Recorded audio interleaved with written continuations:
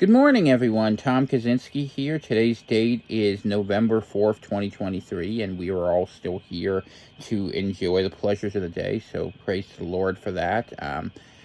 Just go through a couple updates and do a little weekend show. I want to start with what we've been talking about with the issue with the cleric Nasrallah over there in Lebanon. Dana and I actually both watched his speech, which was it's interesting watching speeches that aren't given for the American media audience, because I listen to Russian speeches and Chinese speeches. They actually have content and thought behind them, and they tend to last an hour and a half or so, as opposed to ours where we watch people read a teleprompter for 20 minutes looking like Dwayne Elizondo. At least he can stand up straight. That's more than you can say for tripping and falling Joe Biden.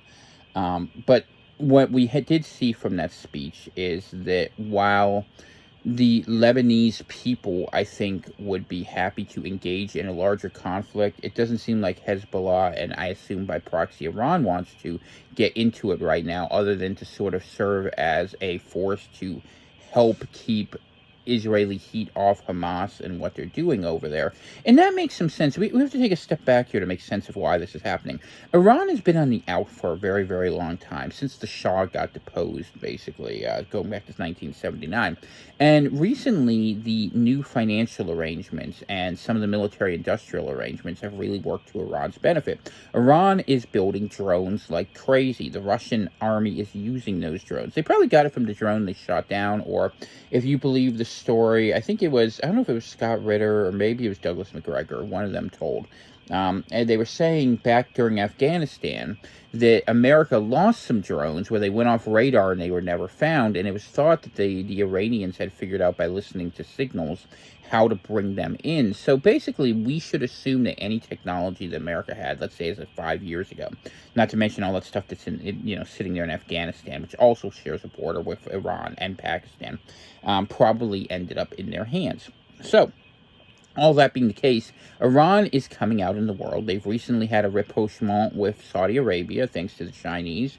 They seem to be getting along pretty well with the Turks. The Europeans have never had a big problem with them. So them getting into this mess doesn't seem to be in their interest. I mean, yeah, they might allow the Houthis in Yemen to shoot off some missiles and serve as a little bit of a heat shield. And I'm sure there will be some action, the Iraqi militias and in the areas where there are weak state development. But what we are seeing now is that basically the world is going to let Israel put their head in the noose. And that's how they think of it in the world of not the Muslim street, but the Arab and other Muslim leaderships and those of the sort of Belt and Road type countries. Interestingly, you look at this, it's one of those things that will really separate India from them, because India is very pro-Israel, because India hates Muslims, because Pakistan. These borders, these fights are ancient. And that's one thing Americans don't understand. I think of my friend Tony, my European friend, and Americans think of the world as ideological. We think of identity as something we choose. Europeans and Asians and other people think of identity as the people who've been trying to kill you, who killed your grandfather, and who are going to keep trying to kill you.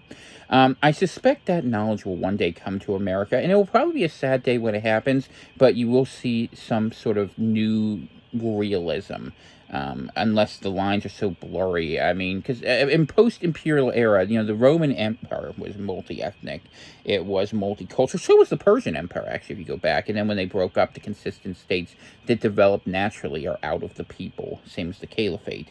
So this is something that's shared between both Western and Eastern, experiences in history. So I would expect you to see that. But what basically Israel is being permitted to do is to have their bombing campaign be as bad and as awful as they want. The civilian casualties are terrible, of course. And I think what it's going to do is it's going to destroy the support for that state going forward. Definitely once the gerontocracy starts dying out, if they ever do, who knows how much good adrenochrome can really do, right?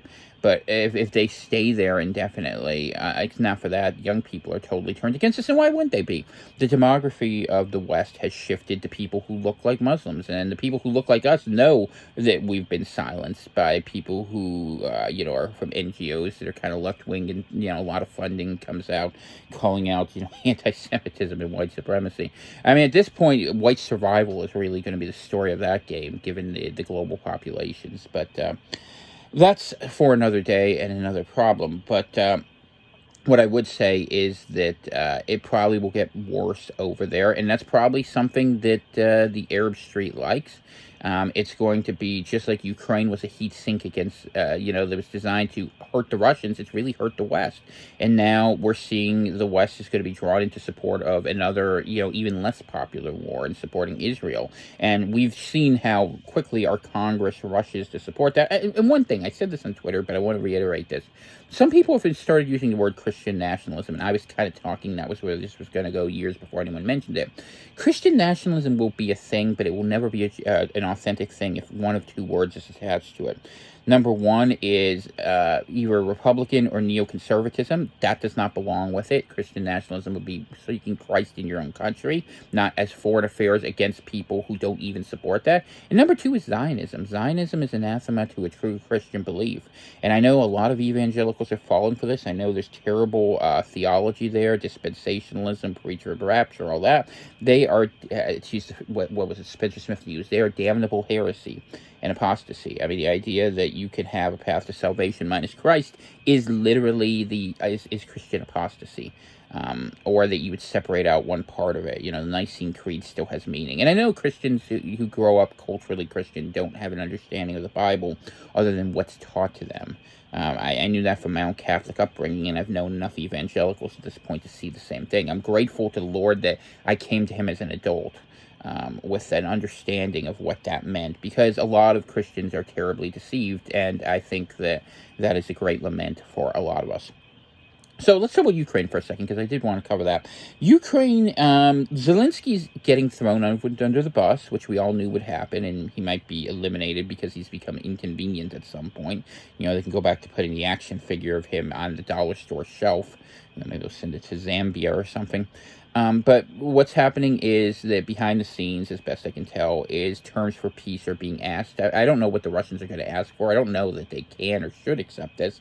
I am certain that the minimum will be the recognition of Crimea as part of Russia, the recognition of those 4 provinces that they took, Donetsk, Luhansk, what are the other 2 there? Kherson, and the other one that's between them, I forget, over by Mariupol. Those areas will be annexed into the Russian Federation. That will be a given. And I suspect that, ultimately they're going to have a comment about Kharkiv and Odessa as well, about bringing those in. And, if the Russians have decided, and they very well may have, that that's what they want, they'll probably get it if they're willing to keep grinding away at it, because Ukraine's running out of people, and they might just decide that leaving a failed state on the border of the West, it's not like we've never done that anywhere, and use their own sort of color revolution tactics. And this is interesting because we're seeing the sort of imperial model methodologies that are applied in the other parts of the world being applied to the West. So alternatively, Russia might decide they want to have a good neighbor there. So they might say, okay, we want these 4 provinces. You're to leave NATO. You can join the European Union. And if we're going to agree to this, NATO has to withdraw all its weapons from Finland, Poland, Estonia, Latvia, Lithuania, and then nothing will happen because the Russians don't have to have peace at this point. So why would they? Obviously they don't want to die, but hey, it's like you're crossing the Rhine and Hitler says, okay, we're just going to give you the Saarland. Yeah, no, that's not how that's going to go. So, but it is a tough spot for Europe. Europe is trying desperately to become a united power. And I think I'm going to make a prediction here that as we see great power competition coming back, as we see the rush to reindustrialize and start building weapons, think of how those civilian arms are not moving out of America. Think of the deal that's been made recently with Venezuela, where now we've opened up all sorts of sanctions. So if you're not following it, in Guyana, which borders Venezuela, massive amounts of drilling going on because our administration wants to say, oh, we're environmental friendly, we don't drill. And meanwhile, they're looking for gas everywhere they can get it because that's how the oil, how war operates. You got to grease the skids. And they don't want to say, yeah, we're going to do Anwar, we're going to do Keystone XL, we're going to do everything. But I will make a prediction that you will see the European and North American blocs begin to form out of this. It's a convenient thing in war to see consolidation, so I suspect you're going to see much tighter association between Canada and the U.S., and Mexico will be interesting because Mexico's been in between the two. A lot of investment from China down there, but ultimately expect to see a lot more pressure under that, especially under the next administration if the war doesn't break up before then. Same in Europe. Europe has been trying to get away from the one country veto model that the EU is built upon, and they are now looking to open up membership to whomever they can because they're worried they're going to get overrun. So countries that they wouldn't look at before, Bosnia, Albania, Montenegro, Turkey even. That'd be a really weird fit, but Ursula von der Leyen's out there talking about how we need to look at bringing these countries in, Moldova. So Europe is going to try to fill in the colors, and Serbia is going to be a problem for them, and maybe Hungary will too. But and I think Austria will go along. I don't think they'll be such a problem. Ireland's interesting. Ireland still hates the English, which is interesting. They've been going around having huge pro-Palestine things, but I think that Ireland's grand bargain would be if Northern Ireland was reunited with Ireland in part of a united Europe, they'd probably go for it. And who knows if that European entity would hold together? But this is what happens. You see consolidation of blocks a la Orwell. And to that extent, we need to talk about the Arab world a little bit. We in the 20th century have learned to think of states as fixed borders. The borders were fixed after World War II, and with a couple small exceptions, they basically haven't moved. We saw, war fought to liberate Kuwait from Iraq, but those were both part of Mesopotamia, the Ottoman Empire, and the British and the Persians before that. So those are sort of artificial borders, right? Or Palestine and Israel, or Palestine and Israel and Jordan. Those were all one area. Transjordan, it was called before, and then Palestine, or Syria out of Turkey. So what I'm thinking is going to happen here, now that no one can uphold the world order, borders are going to start changing all over the place. Big countries are going to try to get buffers.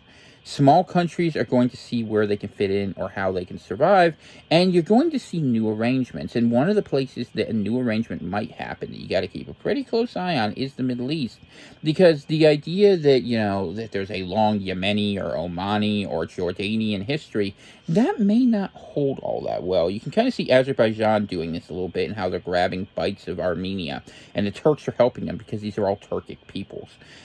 You might see the same thing, and this was tried in 1973, where, they put Egypt and Syria together as the United Arab Republic.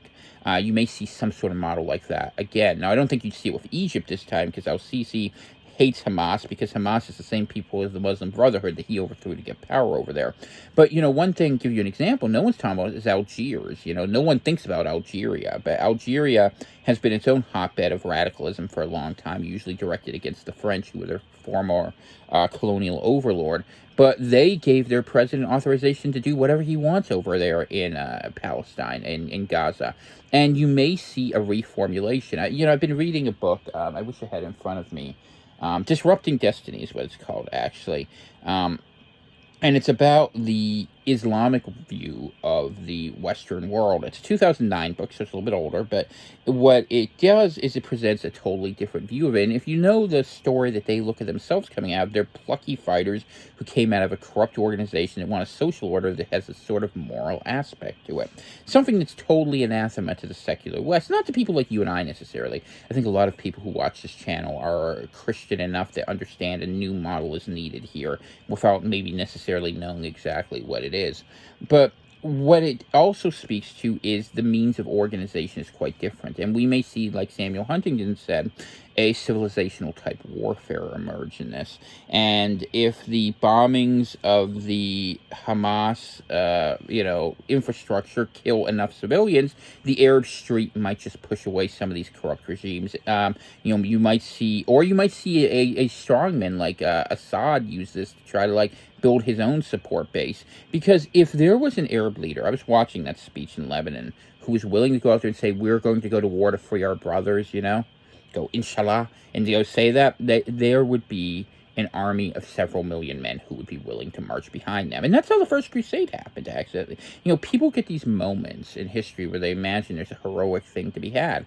And I'm not saying they don't die, but sometimes they succeed. Sometimes they win. And, when it comes to Israel, military is not ready for this. You know, it's got a large reservist military, and it's got an incredible understanding of propaganda and a lot of money to throw around. But this is the study of human history. You really start to understand it.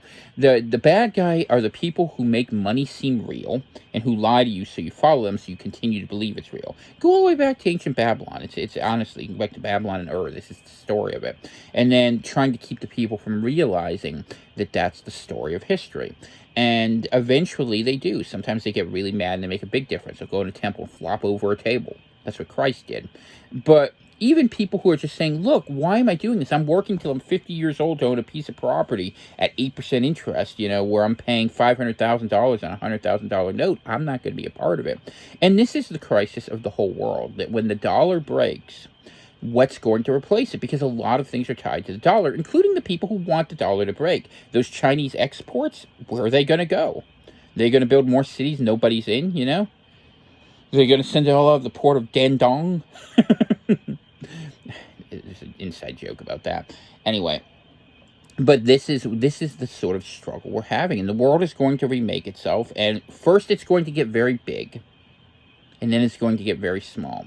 Countries are going to clan up for survival, and if they have competent leadership, they might make it. In the West, we do not have competent leadership. We have selected for people based on aesthetics that are considered socially desirable, which are not usually... It's a dysgenic culture, I'll just be honest, that's what it is. And we've also said to the people who are high agency, we don't need you, we don't want you, we won't have you. Okay, we're here. I'm here in the cabin, man. Sitting here waiting to catch the next ride via Encanto to Argentina. I understand that. No es un problema. El gringo es en el sur. Y ustedes tenemos problemas grandes. No son mis problemas, no son mis esposas. Es tuyos. Adiós. Vaya con Dios. Vaya con nosotros. Es más inteligente. Anyway, yeah, I can speak a little bit of Spanish. My wife understood everything I said. For those who didn't understand, I said maybe you should think about coming with us. You really should. It's going to be nicer to be watching this at a distance. You know, we can sit, we can comment, we can have a book club. Wouldn't that be nice? El Club del Libro. Anyway, but it's, you know, well, that's what they did at Bull Run. Yeah, you know, and then they thought they were going to see the South get squashed, and it didn't quite go that way. It took a lot longer than that. It got a lot uglier. And it's only because they were willing to go for absolute death, like Sherman did. You know, it's interesting. People don't know this. Jackson wanted to do the same thing. He wanted to go march up through past Wheeling, Pittsburgh, and Erie. Could you imagine if Pittsburgh, Pennsylvania, a city we know well in this household, had gotten the Atlanta treatment that Sherman put through? But didn't happen that way. And history could go a lot of different ways. But what we do know is that these states have chosen to bring in incompetent people, and that they've chosen against competence at every level. And this is late empire problem, right? This happened in Rome. This is nothing new. That people want to defend their wealth, and they don't see the external threats well enough, and they just figure we want to keep internal threats at bay. That's what we see from the FBI, to be honest. You know, that they've been turned into a police force for the elites to prevent domestic opposition. But at the cost of doing that, they've basically created a situation much like the late Soviet Union, where they pretend to pay, we pretend to work. And post-COVID, the old pretenses all went out the window, you know, especially when you look at the Floyd riots. Yeah, you have to stay in and not be risked, unless you want to go protest, you know, with fist of power, right? But I'm okay. And look, they're being manipulated too. I understand that. All of this is a controlled implosion of sorts of a world that no longer makes sense. Eventually, technology will change things in a way where we will see new things begin to emerge, and maybe a new future will be out there. But the reason that's held back is because the current elites would not benefit from it. And this is one of the things, I had a real frank conversation with a friend, and I'll share this much of it, where I said, you know, when empires fall, people of means seek out people of arms who can protect them. The one conveys defense, the other conveys legitimacy, and that tends to be the new order. The radicals go out first, and they get themselves blown up and get in trouble. The rest kind of wait and build their own power foundation, and then come out and are very quiet about building infrastructure for strength later. That's where you need to be thinking in this game. You know, America in the future is not going to be an ideological state. It might be a theocracy in certain places. I think that's possible. I mean, I think that's very possible if the right leadership comes to the line and enough blood is spilt. But these are the sort of problems you'd expect, unless, I almost hate to say it, God willing, we're in tribulation. And there's enough evidence for it. You all know the verses. If you don't, the book of Revelation, the book of Daniel are there for you to read at your leisure. I suggest you get to it sooner rather than later. But if those are the cases we're living in, then, you know, the purpose of all this is to remind you everything man does is sort of pointless other than serving God and asking him for guidance. So, you know, we can talk about things. I'm happy to come on here and share some notes, and maybe I'll share some happier ones, but I don't think happy these days, other than the idea of getting free of this. But true freedom from this story only comes through the Lord Jesus Christ. So I hope you seek him out. And in the meantime, we can try to keep each other company. I'm always glad to hear from you, my friends. You know, I do this for you guys. I'm not doing this for money at this point. But if you want to say thanks, the Venmo CVC PRV, P.O. Box 343, Eagle Lake, Maine, 04739. So for Dana, I am Tom Kaczynski. Just want to wish you guys all have a blessed week this way. The Lord look out for you. And we'll keep an eye on what's happening. I still continue to say, keep an eye on that northern border. If massive war breaks out between Lebanon and Israel, this war will expand. It may go slowly, and don't be ungrateful for that. Go get goods, go get supplies.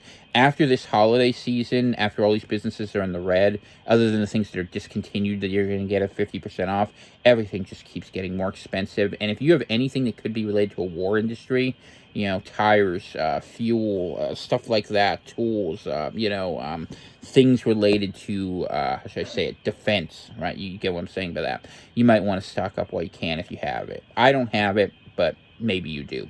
All right. God bless. Have a good one. I'll talk to you later.